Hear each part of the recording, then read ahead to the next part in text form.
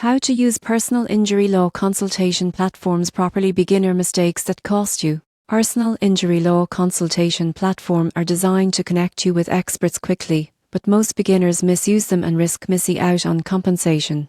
The surprising truth is that small mistakes can reduce your settlement or delay your case. The first mistake is providing incomplete information. Accurate details about your accident, injuries, and medical records help lawyers assess your case properly. Missing details can limit advice or affect outcomes. Another error is contacting multiple lawyers without tracking consultations. Comparing options is smart, but not documenting conversations can lead to confusion and missed deadlines. Many users fail to ask about fees. Some lawyers work on contingency, while others charge hourly. Knowing the fee structure upfront prevents surprises. A surprising mistake is ignoring jurisdiction and insurance rules. Personal injury laws vary by state, and some cases require timely notice to insurance companies. Platform guidance can help, but you must follow local rules carefully. Finally, beginners often delay consultations, thinking minor injuries don't matter. Early legal advice ensures claims are filed correctly and evidence is preserved.